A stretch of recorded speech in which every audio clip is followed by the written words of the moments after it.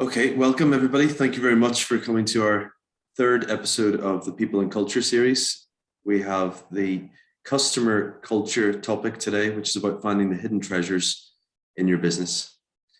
My name is Mark Hamill. I'm CEO of Architect Global, and we're delighted to have our partners at MarketCulture joining us today. And as a company, Architect Global, we run several events, webinars such as this, and have a thriving community of customer experience professionals around the world. Just a bit of housekeeping. We're going to run a bit of a session in terms of a presentation with Sean and Lyndon, and then we'll open up to questions afterwards. So I'll hand it over to Sean and Lyndon to do a brief introduction. So over to you. Yeah, great. Thanks, Mark. Our goal in this webinar is to help provide an understanding of a methodology that engages all people within the business to help drive customer retention and ultimately business performance. We'll have a short presentation to provide an overview of how to make a culture actionable and tangible across the business. And then we'll open it up for questions with an example that we've got where we can discuss a real life case study around what we could do to improve our own businesses. So I'm going to hand over right now to begin with to Lyndon. And Lyndon, why don't you provide a quick background on who you are and how you got interested in this area of people and culture? Thanks, Sean. Hello, everybody. Nice to be talking with you today. My background is a long-standing background in marketing, and I've been a marketing professor at several universities. And I think that one of the things that really I saw as a marketing educator and also as a marketing consultant in corporations around the world was a disconnect between marketing and other functions in the business. And I felt in marketing that everybody should be focused on the customer. That seemed to be a marketing mentality, I would call it. But I found in many businesses this connection was not actually there. And some of it was at the fault of marketing. Marketing were all the time looking outside at customers and not enough time looking back into the business and collaborating with people in other functions of the business. So it became clear to me that there was something that was not happening that should be happening.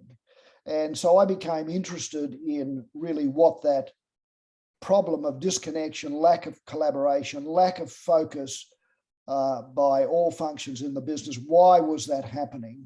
And what could we actually do about it? And that led me to do quite a lot of research, which I'll talk about a little bit later. But that's really how I became interested in this area of customer centricity and customer-centric culture. So Sean, back to you. Can you let us know a little bit about you and why this particular area interests you? Yeah, thanks, Lyndon. My role within MarketCulture is customer engagement and business development, along with global partnerships. I joined MarketCulture around about 6 years ago, and I had a 25-year history with a large printer copier manufacturer, which was Konica Minolta, and I was in sales. So you're probably going to pick that up on throughout this presentation. One of the things that frustrated me as a salesperson was the company not delivering on its promise. Sales would go out, would bring a customer in, and I would argue day in and day out with the back office and others, please respond, please get back to the customers, please, deliver to them. And then many times I'd be asked to remove myself from that division. And all I'm trying to do is help a customer. A gentleman came along called David Cook, who became the managing director of Konica Minolta around about 7 or 8 years before I left. And he had a customer mindset. And my gosh, what a difference it made when someone came into the business that truly understood the importance of the customer.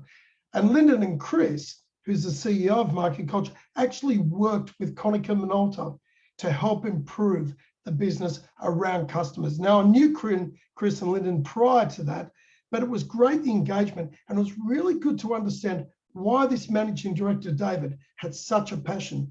At that point in time, the proof's in the pudding. At that point in time, Konica Minolta was number 4 to number 5 in the market. When David retired from Konica Minolta, they were number 2. and they build a business around really respecting the customer.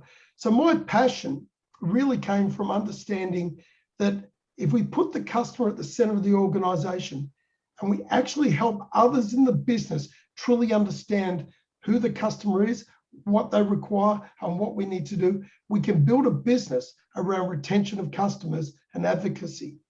So that's really my background there. So Lyndon, I guess looking at, let me hand it back to you.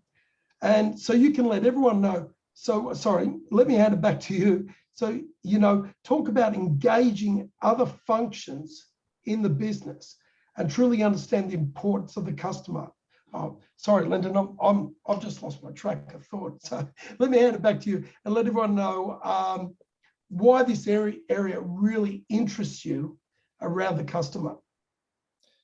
Well, look, I think I found out, Sean, in my marketing roles, both as a teacher and a consultant inside business, and actually working in marketing in some businesses too as a practitioner, that, it was a cultural question. It was really about culture that was the name of the game when it came to customer centricity. You needed to be able to get people across all functions with a mindset, a way of thinking about what they're doing in relation to customers, and a set of behaviours that is actually doing things in relation to customers that actually create value for customers and improve the experience of customers. And this is something, of course, that is obvious to people in businesses that are in the front line. They're dealing with customers. They're getting immediate reactions. They're getting complaints. They're getting support from customers when customers are happy. And so it's second nature. And if you're at the front line, you know that this is important and you know what you do has an impact. But if you happen to be in finance and accounting, for example, it's to a lot of people there who are analytical people. They're doing analysis, they're providing reports, they're looking at profit margins, they're looking at cost structures, those sorts of things. It's not immediately obvious that they actually have an impact on the customer. But when you look at it, and I'm sure many of you here have had the experience where you've done a journey map and looked at the various interfaces of your organization with your customers, you'll find that, the interfaces in today's world, and probably they always have, lie with accounts and finance around the pricing that's done, around the billing that's done. In fact, in a number of industries, the biggest complaint is billing inaccuracies in the business to be world of business. So, the question that we have to ask ourselves is, how can we engage people in finance and accounting? How can we engage people in HR? How can we engage people in IT, where a lot of coders are working on code, and they're software engineers these days building stuff that's going to have a direct influence on customers? How do we get them engaged? How do we actually make it relevant to them? So I think those were the questions, Sean, that I started to grapple with. In marketing and at the front line, it was obvious, but in those other functions, it wasn't.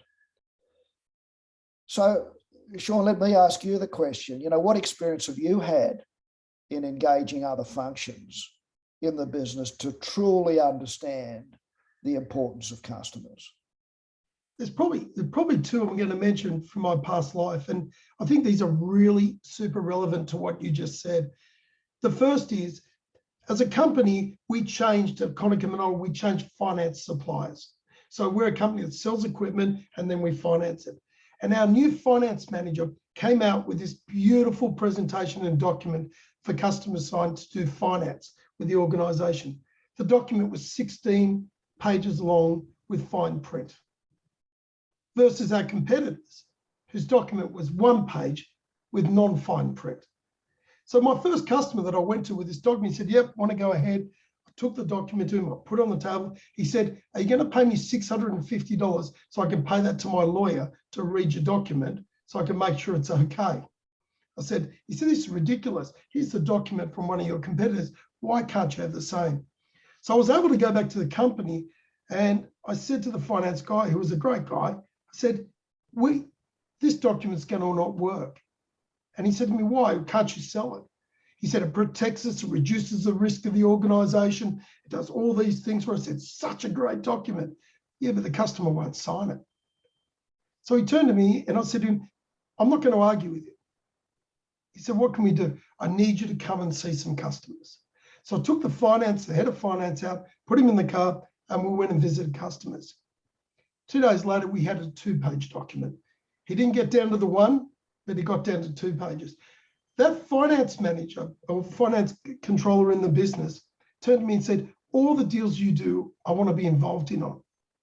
And he said, the reason behind it is I need to understand what your customers want. And it was a huge change in the organization. And you got someone who rarely steps out of the office, now leaving the office to go and see customers. And he helped embed that right across the senior management team within Konica Minolta. A second one was a lady in accounts. She was a tough bull. She was a real accounts lady. She's the type of lady, if you don't pay, I'm chopping your service off. I've got no time for you. The day to finalize your bill is this day. And if you're not paying your bill, that's it. Don't ring me until the bill's paid. And I dealt with the part of the market that was printers, real people that use their equipment to make money out of it to pay the bills, not an office, but printers and like people like, I don't know, overseas, but Quick Copies or Snaps or the printing companies. And sometimes it was very, very difficult. I ended up taking her out to meet many customers who she became very friendly with. She didn't see them as a number. She didn't see them as a bill in the system. She saw them as a manual, or she saw them as Chris. She saw them as people, and she saw them operating their businesses. That day, for me, was a godsend. She asked me every second month, when am I going to meet more customers? When am I going to go out and meet more? And I took her out every second month for a day to meet customers. The value it gave the business was phenomenal. And the story goes back is that people would ring up and she wouldn't be there. And Emmanuel would say, that's okay, I'll ring her back tomorrow. Why? I'll sort it out tomorrow when she's back. She understands my business and she understands what we're doing. So it was a really good way to really understand how people that aren't customer facing have a massive effect on the customer and the way that we deliver a great customer experience. So they're just 2 prime examples. So Lyndon, let's let everyone know a bit about the team that you put together and the research and the understanding of how you can create a customer focus within a bit of a business. So I'm going to bring up a slide now and I'll screen share it with everyone. So as you're doing that, Yep. Sean, let me probably just give a little bit of background. So the sort of it really ignited my passion to try to do something about this lack of collaboration and that I found in marketing. And so I decided that I would spend some real time, and it was actually in the end, it was longer than I expected, with a team of people. We had about a team of 4 people that really over 3 years studied what the most customer-centric companies in the world actually do. I thought that that would be a very good starting point. So you can see some of them noted here. IKEA, for example, in Scandinavia, very, very strong on collaboration.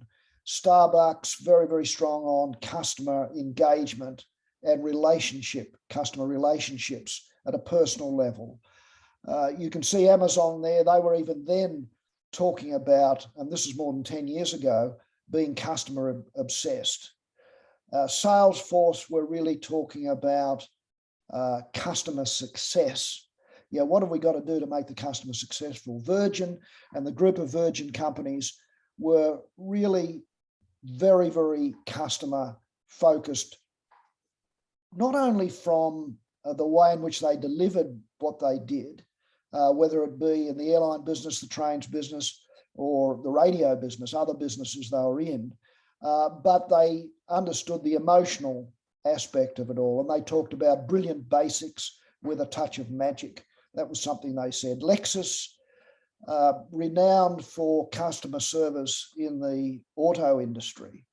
And they were talked even then, it's not about the car, they said, it's about the customer journey. So there were a lot of things that came out around the mindset of organisations and how they created that view of the customer. One of them that's not listed on there was Air New Zealand, the airline company, where they had originally been talking about flying planes, and they then said, no, really what we've got to focus on is we're flying people and all of the implications that that actually has for baggage handling and for all the rest of it in an airline business. So we started to understand that all of these companies that were focused around their customer, where all the functions were focused around the customer, they exhibited what I found was, or described as, a high level of customer-centric behaviour and decision-making. And so, Sean, that was really the start of it, was a big qualitative study around many, many companies in Europe, in the Americas, and in Asia Pacific. And that was where it actually began more than 10 years ago. That was the start of it. But I think, if we move on to the next question, Sean, how can we make all of this tangible? What's the way of doing that? I guess the process of all the information that was compiled together, Lyndon, had to be brought down to something that we can actually act on, something that we can actually touch and feel. And so we were able to bring it down to 8 practice disciplines that are behaviours inside the organisation. And often I say to Lyndon, these are really the core behaviours or core disciplines of all organisations. If we don't understand who our customers are today, and we don't understand how to act on what's important and satisfy them, we already have issues inside our organisation because they're our customers today. We need to understand our future customers. Who are the customers of the future that we don't even know yet? Are we building products and services for those customers so we can greet them in the future? I think that's one of the things that Mark Benefort says from Salesforce, is that we're setting up a business to not only have customers today, but to greet customers in the future. Competitor insight, understanding who our current competitors are and what we're up against so that we can remain important to our current customers and not lose them to our current competitors. Competitor foresight, I guess when you look at the taxi industry, did they realize Uber was coming along? When you look at the hotel industry, Airbnb, Amazon, what has Amazon done? It's now one of the largest companies in the world, and it's selling everybody else's products. A really important one here that often gets dismissed is peripheral vision. Peripheral vision is those things outside our company, such as political, what's going on right now in Northern Europe, right? COVID, what happened throughout COVID, how we're able to adjust our businesses to really work through these things that we have very little control over. And then you've got 3 internal enablers: empowerment, the ability to look at the extent to which employees in the business can deliver customer satisfaction without explicit approval. And that doesn't mean giving a customer a big credit, but it means responding and acting on what's important to the customer and getting back to them. Collaboration. I gave 2 great examples before of finance and accounting, but teams working together to deliver customer satisfaction, sharing information across the business.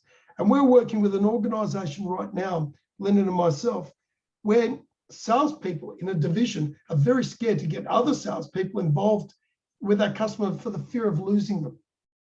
Right? They're not pollinating all of the business with all the different products because salespeople have a fear around, that's my customer.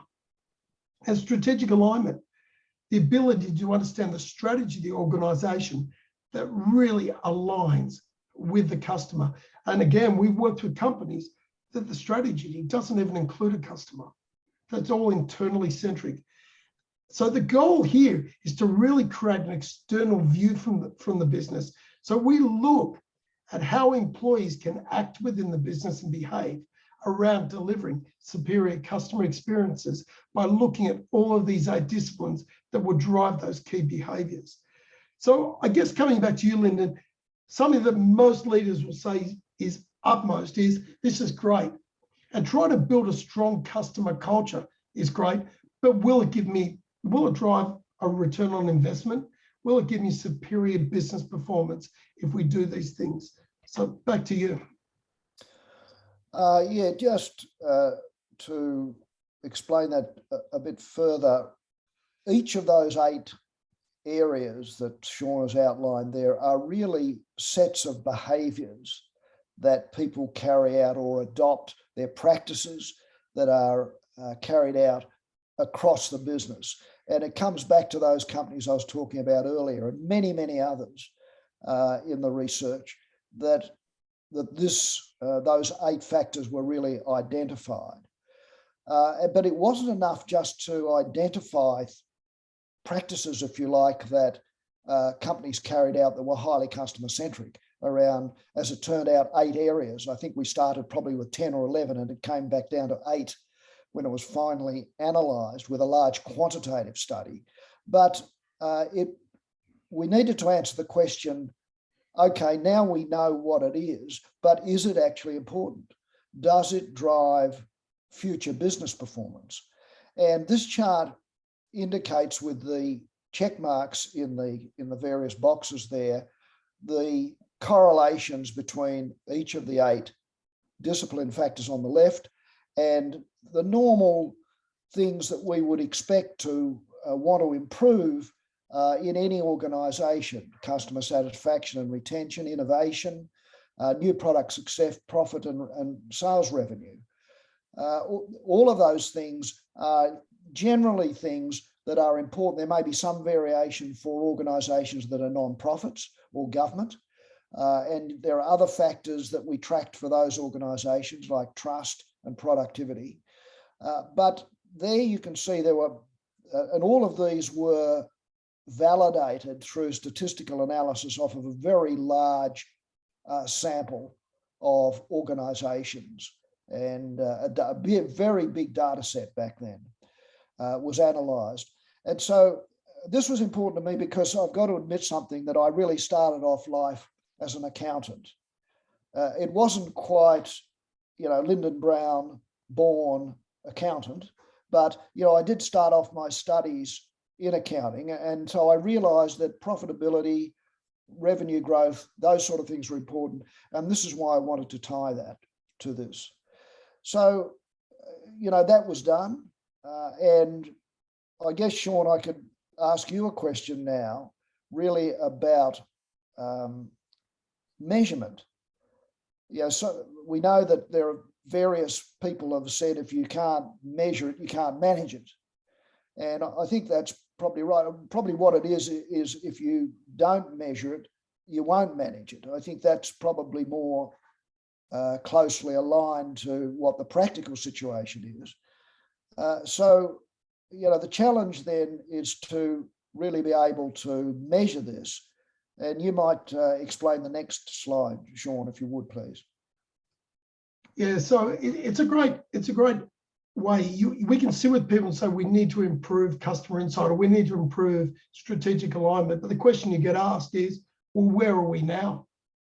Are we good or bad at it? Are we weak or strong in these disciplines? And I guess one of the tasks back in the day when you were developing this, Linda, was you were challenged. I remember you were challenged to make it tangible and measurable.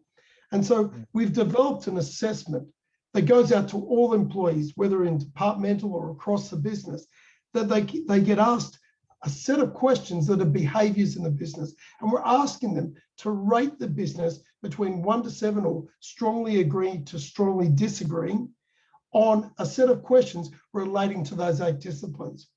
And on those questions, we benchmark them against over 650 companies that are currently in our database.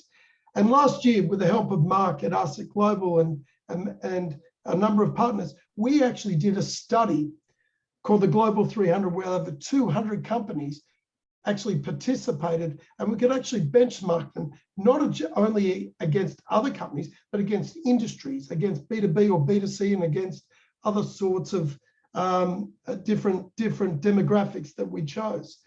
So one of the things that's very important is if we can get a score and we can measure it, and then we can try to improve it, we can remeasure. So what we're looking at here is two what we call circumplexes. And you see the 8 disciplines around the outside, and you see one that's got a lot of color, and you see one with little color. Now, these two scores are actually real organizations. So one of them is obviously very good, and one of them's not so good, or we might call it weak. The weak companies is actually a very profitable organization. So I'm going to start by saying that. So does it make any difference? They are a monopoly. You can't go anywhere else but get the product or the service from them. The company on the left-hand side, the one with a lot of color, is actually in a very commoditized world, and they're actually in the medical industry. And their business is growing year on year with steady and strong growth. And we know them exceptionally well. And they have a real strong focus around the customer. The fear for the company on the right is what happens if they end up getting a competitor. What happens if someone comes into that market and disrupts that market? Their business will be in a disarray because they'd have to learn more about customers and adjust their business to really deliver a superior customer experience to stop their competitors coming in. So they're subject to massive disruption. So here what we're looking at is two circumplexes. Our assessment has 2 levels. Level 1 is just to measure the benchmark and to get a score back from employees in the business on whether or not we do these things and whether or not we need to improve on certain disciplines. We also ask the employees open-ended questions.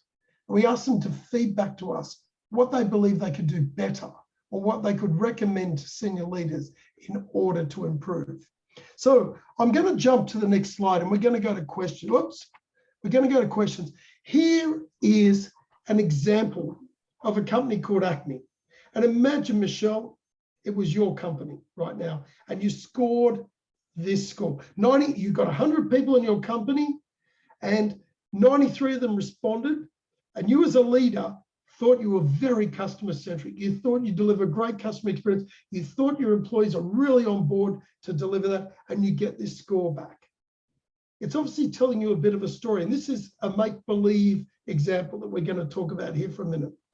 But if you saw this example, turn on your microphone now, what would you think? What's your initial impression, Michelle, of this circumplex?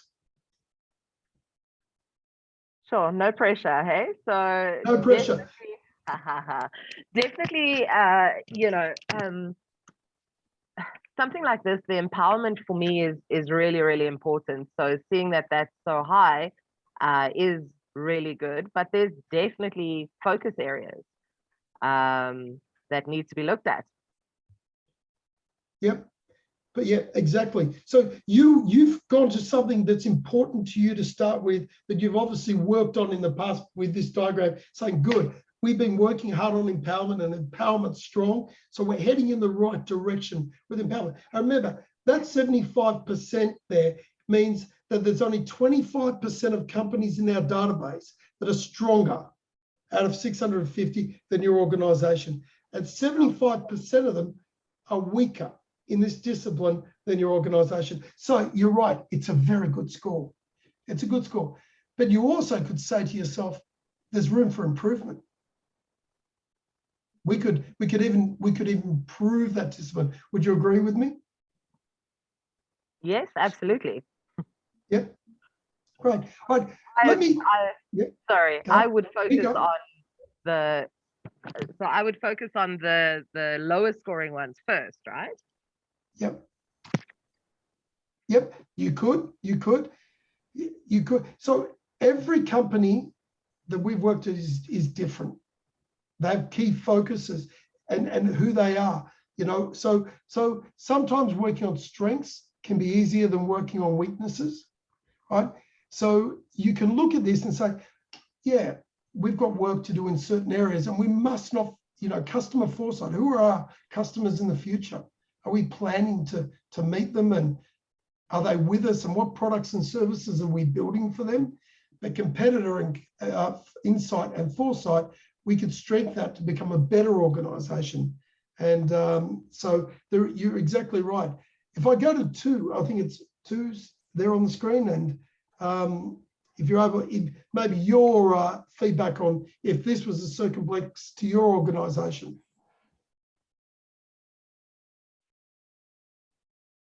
Maybe I'm not. Or Niam, is it Niam? Macaulay, either of you, have you any interaction or feedback you'd like in regards? They're part of the team, Sean. So I don't know. Yeah. So they're part of your team. I'll go to my friend then, Alassane. Right. So Alassane, what about yourself? If this was one of yours? Sorry, can you repeat your question? Yeah. So if this circumplex was your company, Alassane, what would be the key focuses? What would be the things you would derive from this circumplex? Actually, for sure that I will give time for customer foresight. That Yep. that I will have a program for listen for the customer, and to try to request some help from customer experience people, as well as having a consultancy agency to help us having business intelligence and market intelligence about our competitors. These are the 2 priorities for the first. Yep. Oh, sorry, I've just flicked off that page. Yep, there we go. Yeah, very good. Maybe Lyndon, I might jump back to yourself there and say, what's your feedback on this slide here? Well, it's a good one, Sean, because I think the context becomes now important.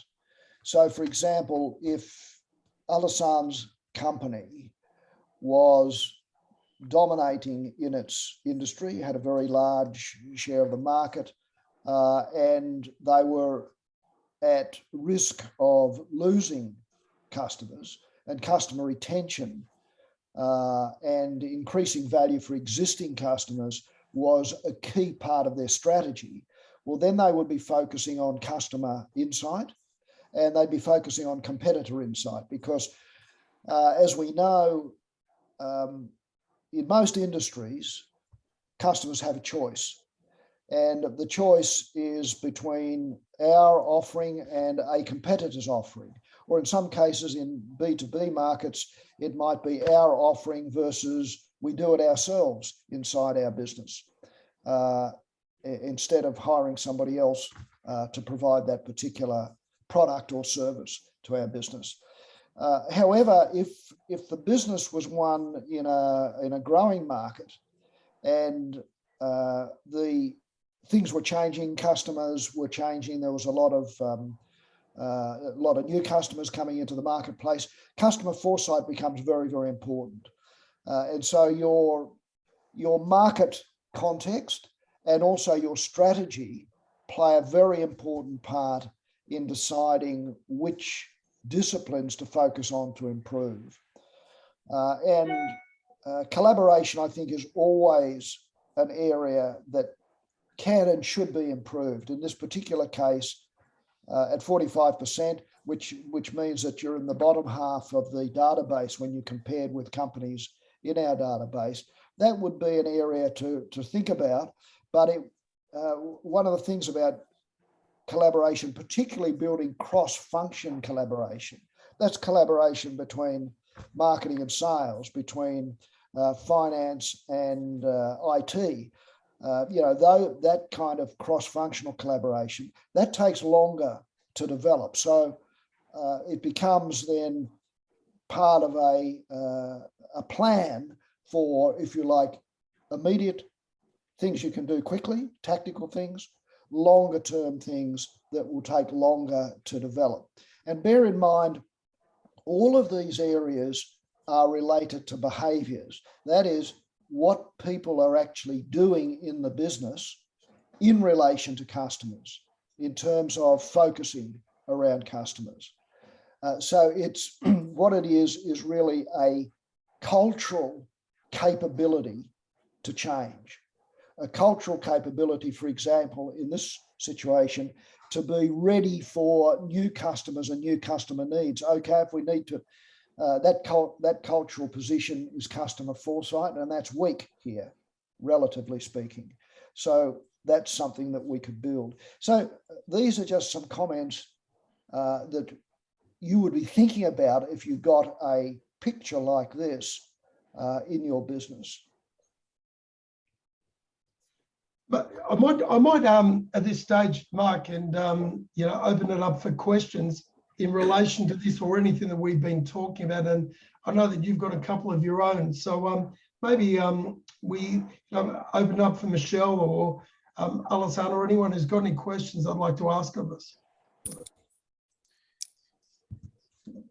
Yeah, just to get things rolling then, Sean and Lyndon, one of the questions that comes up quite often with regards to the MRI in particular is a lot of people interpret it that it has to be the entire organization that takes this. It's not necessarily the case. So are there examples of where this has been used effectively with, let's say, smaller teams, departments? I know the one we've got here is less than 100, but is there anything that you would like to add to that? It doesn't have to be a full company-wide implementation to get going, right? It's a good question. Culture needs to come from the head, and we need leadership in a business to lead the charge and to endorse and walk the talk, right? Because the minute the leadership changes the direction of the organization and focuses away from the customer, it becomes very, very difficult to continue to build. But we've seen many leaders inside the business excel in really building a strong culture around the customer within their department, division, their country, wherever it may be, where their head office is overseas, and they're really building up here in Australia. When we work with companies like Wright Medical Group that have divisions right across the world and in different areas of the world, they're really able to build a very strong culture within their business.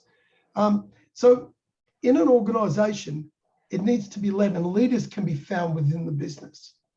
And by finding those leaders that want to do something different, many of those leaders have aspirations to go up the ladder, to show them, and they want to do something different that's not just around a P&L or sales results, but really build a culture within their team or their department that really puts the customer at the center. So the answer is yes, it can be done, but it needs still, I believe, to have the endorsement of a senior leader in the business. It still needs them upstairs to say, yeah, we're cool for you to go do this. This is a great initiative. Come back and report to us. And it creates a great conversation between that leader in the business and senior leadership. A different conversation that's not around sales figures or P&Ls or accounts or whatever. It's a very different conversation. When we analyze a lot of companies, and we're doing one at the moment, they wanted departments to be analyzed with the company. So we'll get a result of an overall company customer culture, and then we'll get departmental results. The reason for the departmental results was to see if there's a great variance within the business. So are people seeing it the same way, or are they seeing it differently? So do sales see it that much different to marketing, that much different to accounting? And that's the purpose behind it. So we do that throughout the business. So I hope that answers your question. I can actually add something to that, Sean. I think we've often worked with organisations where two departments want to become closer together, want to collaborate, and there may be small numbers there. I can think of one example where there would have been probably 15 people in one department and about 10 in the other department.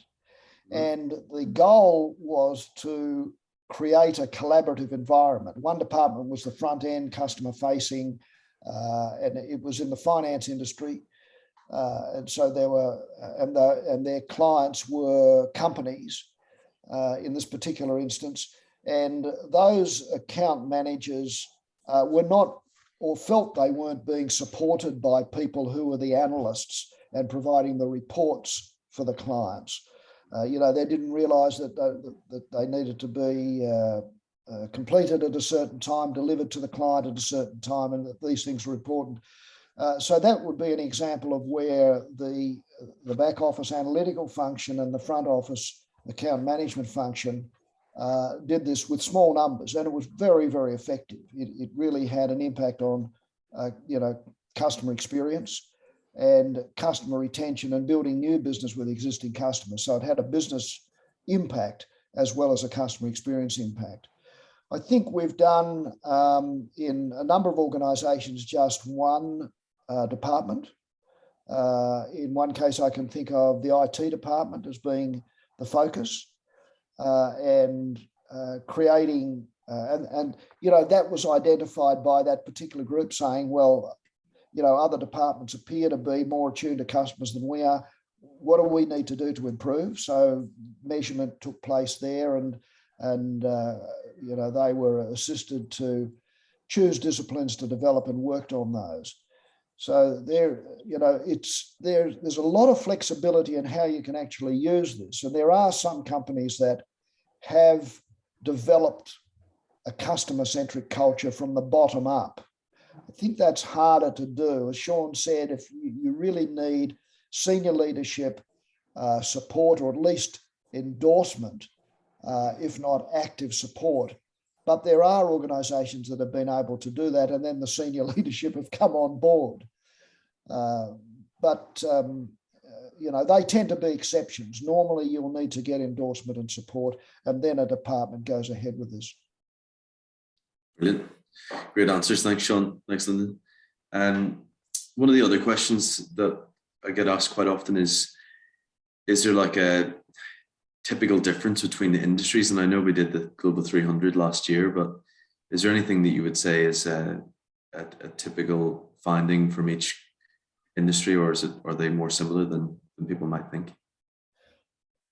Well, I think what we have found is that organisations that have traditionally had more of a customer focus tend to score higher. They're in industries like hospitality, where for years the focus of the whole organisation is on consumers, or on business travellers, or leisure travellers, and so on, and their accommodation. I would say in recent times, the airline industry probably fits into that as well, although the last couple of years, unfortunately, they haven't been able to really do anything. But so there are some industries like that that are consistently more market responsive and score higher. There are others that lag, and I think that those others tend to be in the public sector or government sectors, where they don't have a tradition of or a methodology, and in some cases even a mindset that their customers or their community is really fundamental, and yet we know it's the reason that they exist. Non-profits probably fit into that. So in the Global 300 study, we found that those types of organisations on average scored lower. But I think the thing that's really important is that even though in certain industries, and we've got industries and fluctuations and differences in those industries, what's I think actually particularly important is that we did find in all the industries that were part of that study that there was wide variation. So in the finance industry, for example, finance and banking was one of the categories. We found overall they were better than average, which is above 50%, which is really the average or the median, the center of the database.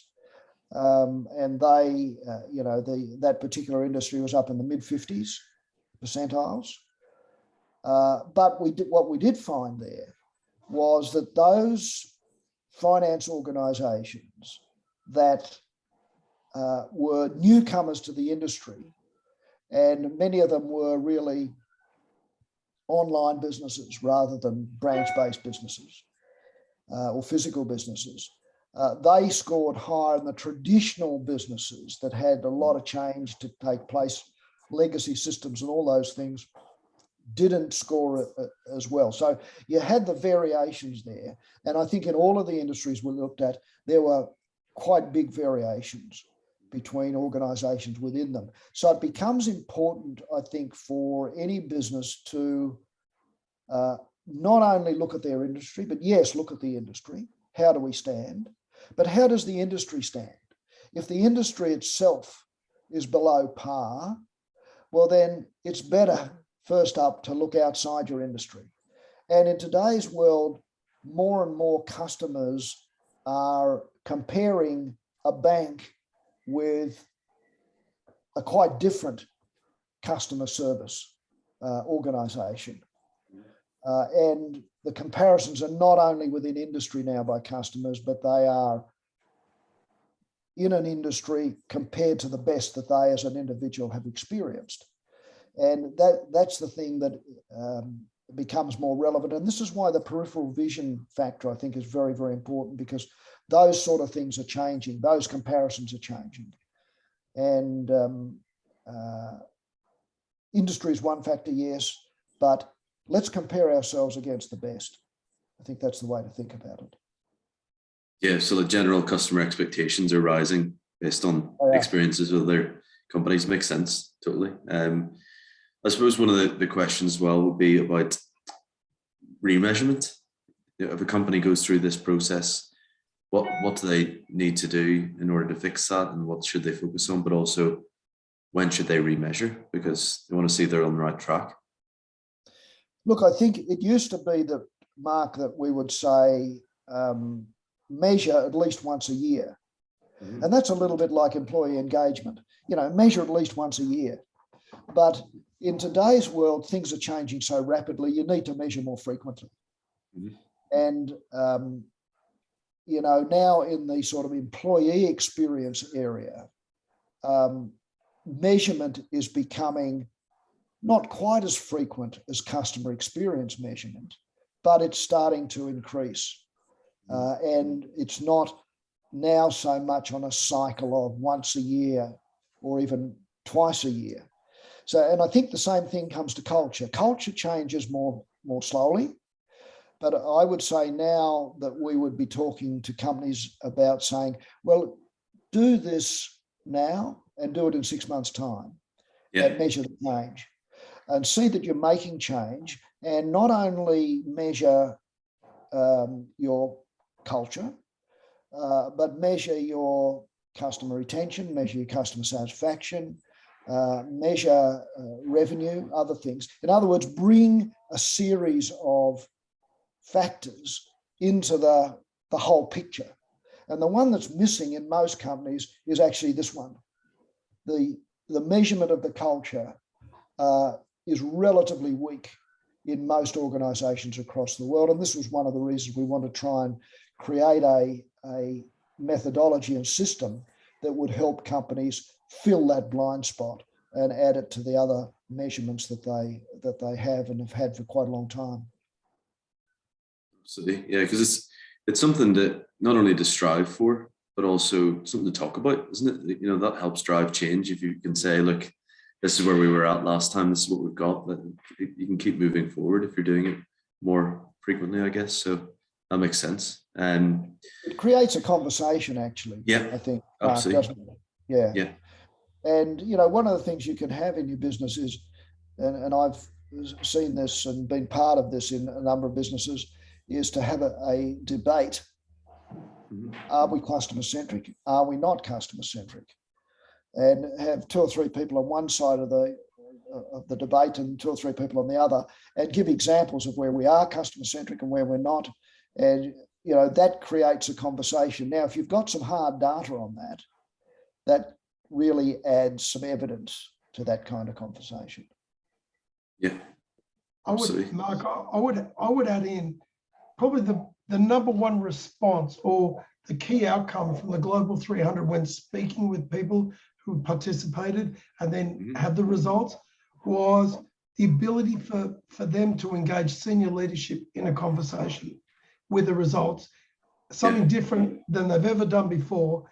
And I remember one of them that I was speaking with spent more than an hour and a half with senior leaders discussing just a simple page like the one we've got in front of us now. And they started saying, what can we do? How do we do this? How do we go about this? And I think that's just the mindset of change. That's the start of change, is to have that conversation. And I probably said it earlier in the presentation, is if we don't know where we are, how do we know where we're going? It's like, if I go to the gym, I get on the scales and I weigh myself so that in 3 or 4 weeks' time, I see if I'm improving. So measurement to all of us is embedded in our system. It's embedded in our minds. And this really says to leaders, here's where we are. What are we going to do about moving the needle forward? How can we get better?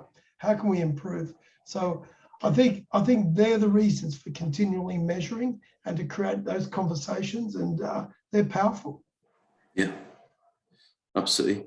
Well, if there are no other questions from the audience, then I think that'll be us wrapping up for the day. Sean, Linda, unless there's any final remarks you'd like to make. No, thanks, Mark. Appreciate it. Thanks very much, Mark. Thank you. Thanks so much for your time. It's been an excellent session as always, and we will be sharing this with all of the audience after the event. And yeah, hope to see you both soon. Sean, Linda, thanks very much. Well, thank you. Thanks Mark. Alan. Good to see you, buddy.